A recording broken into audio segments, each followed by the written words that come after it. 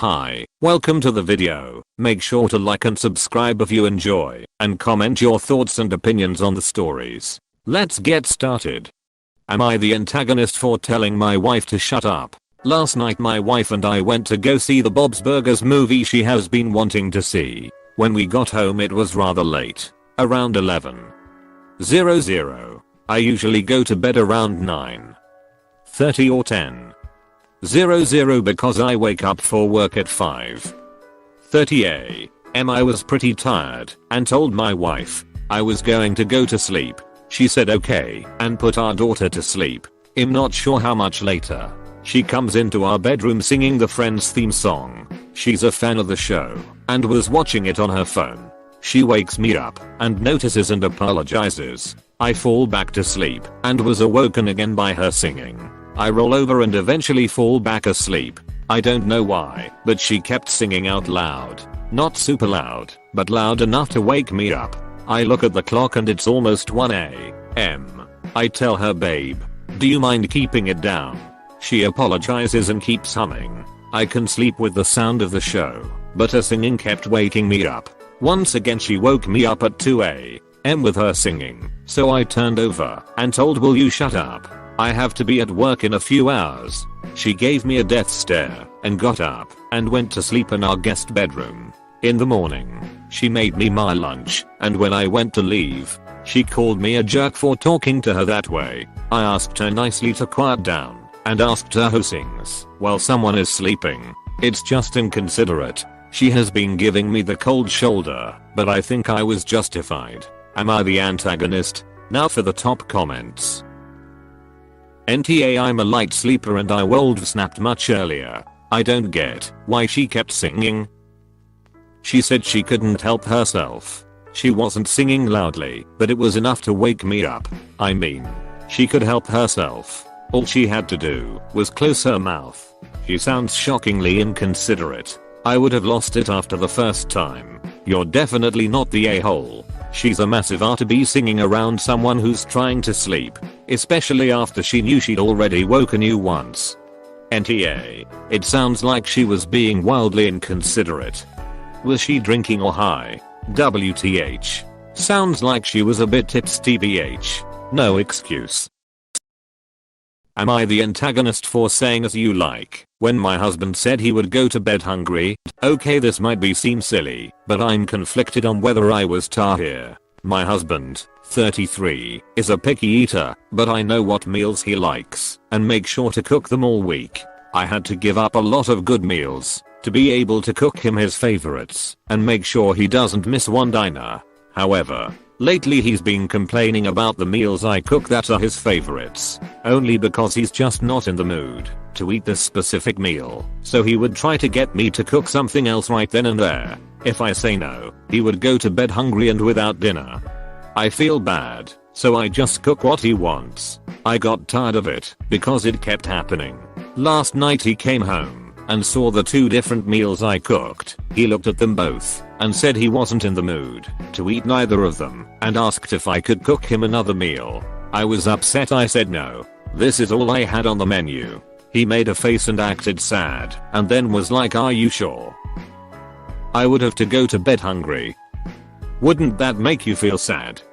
I stayed in my chair and shrugged and said, as you like, honey. He got upset and told me I had no consideration for him, nor do I care about his feelings, and if he go to bed hungry after working the whole day. I stayed quiet, then he stormed away from me. We didn't speak till this morning, where he said that my as you like attitude was hurtful and dismissive and is now expecting an apology for it. Edit. A couple of points. He is a breadwinner, and so house duties fall on me mainly. This is the first time he yelled at me, and I'm shocked, because usually he's a sweet talker and unbelievably quiet. I admit that he can use his sweet talking to get me to cave in sometimes. Now for the top comments. NTA, your husband is very manipulative. The wouldn't that make you sad made me uncomfortable just reading it.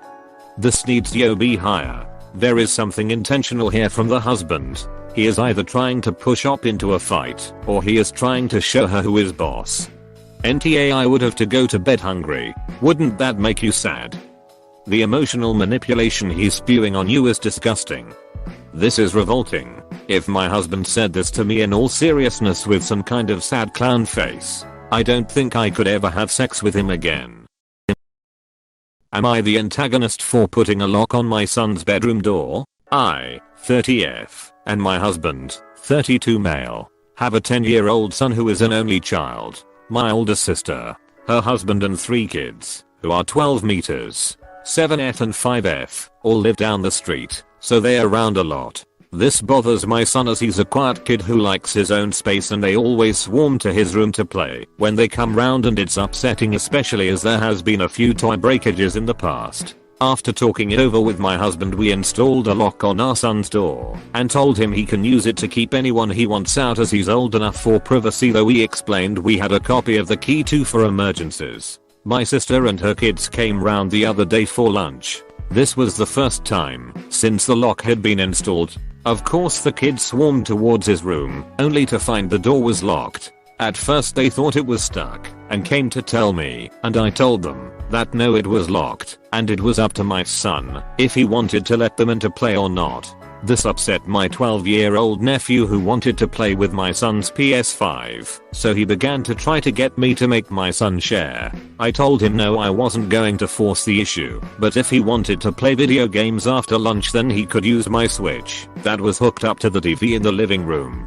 My sister was annoyed at me over this and told me that a 10-year-old didn't need that kind of privacy, and I was just training him to be rude and inconsiderate, bringing up how her 12-year-old didn't have a lock on his door, so why would a 10-year-old need it? I wasn't going to point out in front of her kids that they were the reason he needed the lock in the first place, so just said that it was something my husband and I felt was appropriate and that our son was ready for. She then began to apply pressure to my son, trying to convince him that he wanted his cousins to come play in his room as they were so bored, and wouldn't it be fun? My son isn't good at confrontation, as I said he's quiet, and he was clearly feeling uncomfortable, so I told my sister to lay off, and if her kids needed to play so much there was no reason to hang around after lunch, as it wasn't fair to make them sit there bored. My sister did eventually leave in a huff with me, but has been telling our parents how rude I've been, and how I'm teaching my son to be inconsiderate too, and how I'm not teaching him to share. When we go to Thiz he always asks before touching anything of his cousins, and I've expressed in the past how they should return that consideration, but it's always ignored. Our parents are taking my sister's side, stating that family share things, and besides having his cousins round to play will help make my son less shy, and how he doesn't need privacy that young. My husband is on my side and has suggested my sister and her kids not come round for a while, which honestly I'm leaning towards. Is it really that weird to give a 10-year-old privacy and ability to decide who comes into his room? Now for the top comments. NTA, I don't think the 12-year wants to play with your son. He just wants to play on the PS5. Also, everyone needs privacy. Not just that, but the parents are saying having his cousins round to play will help make my son less shy. This is so far from how being shy works. You know what makes people less shy? Letting them have control over their social obligations. Being family does not give kids permission to play with other kids' things whenever they want. If I had to guess, I would bet that your sister's kids don't have a PS5 and want to come over and play with your son's toys whenever they want. You're doing good here. You're teaching your son that he has agency in the other kids, that they can't just use other people's things whenever they want. NTA, they don't. My sister planned to get my nephew one for Christmas when they first came out, but didn't bother to pre-order, thinking it'd be easy despite my warnings. She still can't get her hands on one. Am I the antagonist for refusing to buy equal gifts for my children? My daughter, 14, wrote a giant list for her birthday, but at the top was something called a Dyson Airwrap. She's quite into TikTokers and YouTube and had a bunch of things related to that listed. I was tempted to get what she asked for, but when I saw the price tag I backed off. I feel like that sort of price for what boils down to a hairdryer isn't a suitable thing for a girl her age. Instead I purchased some of the more minor things on her list. Got her what looked to be a nice hairdryer, so she wouldn't have to use the family one, and some hair rollers. When she opened her gift, She was immediately sullen and went silent. She didn't bother to thank me or her mother. Then eventually went off to her room and didn't come out for a while. Later that week an argument broke out over her behavior and she went off at everyone over what she considered a grand injustice. Last year, as a reward for doing well on his exams, I purchased my son, Aaron, 16, a Lego set he had been coveting for quite a while. He has had a lifelong obsession with Lego and had been struggling with depression and anxiety a lot over the entire year. Aaron not only completing his exams, but doing so well, inspired me to get him something I knew he had been eyeing all year long. The set was expensive. I'll admit it cost more than the hairdryer my daughter desired, but it really perked him up, and I felt like he needed it. My daughter feels that it's a crime that I got Aaron something like that unprompted, while not going above and beyond for her own birthday. I think that she is being incredibly immature and the situations just aren't the same. But she still is going around acting like a kicked dog and drumming up sympathy with extended family who she felt the need to text about her plight. Am I the antagonist for this? Now for the top comments. Info: do you do similar things the other way around, buying your daughter expensive gifts to celebrate her accomplishments and buying your son less expensive gifts for his birthdays? AITA: this reeks of favoritism. Now don't get me wrong, I think you did good celebrating for Aaron, but you got Aaron something he wanted, whereas you substituted what you thought was equivalent for your daughter. You should have been upfront and said you wouldn't be getting the Dyson, but ask what a good alternative is. Substituting a hairdryer on your own is the wrong move, because it feels like you are saying you don't care what your daughter wants. It's too expensive. But Aaron gets what he wants, no matter the expense. The real kicker: I know your son's name and this story isn't even about him. What's your daughter's name? It seems like a small thing, but you have no issue naturally humanizing your son, while your daughter just gets a generic term stating your association. It's pretty obvious how you feel about them. AITA: I agreed with you up until the point you bought your son a Lego set that cost more than the hairdryer for not really a reason. I get you, we are proud of your son, but the gift seemed unnecessary and the only reason you didn't buy the hairdryer is cause you think it's too expensive. But to your daughter it's important, and it's what she wanted. You should have got it for her.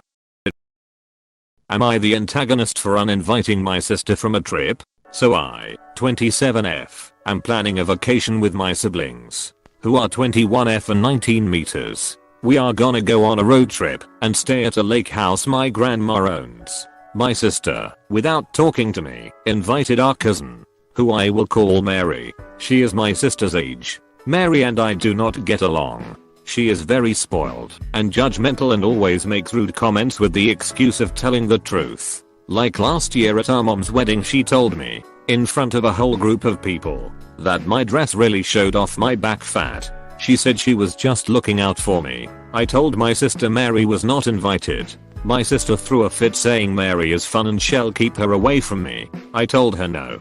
I was paying for the gas and food and everything, and unless Mary wanted to drive herself and pay her own way, she wasn't coming. My sister told me if Mary wasn't invited she was gonna be miserable the whole trip. So I told her she doesn't need to come with. So now it's just me and my brother going. And my sister and parents are pissed at me. They said it's unfair to uninvite my sister and rude to exclude Mary after my sister had already invited her. Am I the antagonist? Now for the top comments. NTA: your sister should have asked you before inviting your cousin, and if she's going to make you miserable during the trip you are paying for, then it's not worth her going. I hope you and your brother enjoy your trip. NTA: tell your parents to pony up the cash or mind their business. Feeling like my ob. Even if they pony up the cash, op doesn't want her in her car. NTA: you didn't invite your cousin because, and you didn't uninvite your sister, she uninvited herself. If you were planning this, your sister can't then just invite every Tom, Dick, and Harry to come along, particularly if they've been mean to you in the past. Have a good relaxing holiday far away from all the drama. Am I the antagonist for not going to my daughter's 16th birthday? This happened a month ago, but my daughter still isn't talking to me, so I decided to ask here. I have two daughters from two different relationships. E, F14, and R, F16. R lives in another city with her mom. I only have her in summers and holidays. E lives with me full time as her mom passed away a few years ago. E and R don't get along at all. When they are both with me, they try to avoid each other as much as they can, and they barely spend any time together.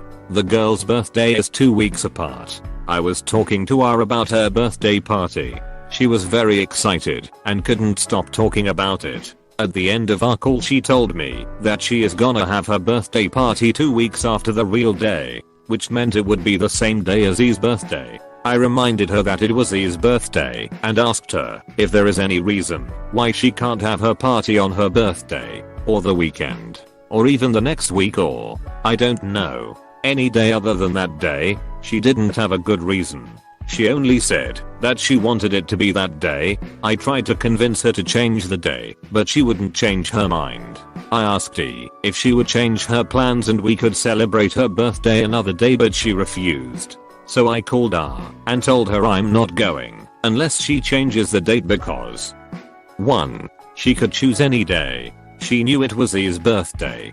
2. E wasn't invited, and I thought it would be very cruel to leave her alone in her birthday. 3. This way they would each have one parent with them, which would be fair. She started screaming at me and called me an R for choosing E over her. I'm starting to feel bad because it was a milestone birthday, but I still think I made the right choice. R and her mom disagree, so am I the antagonist? Now for the top comments.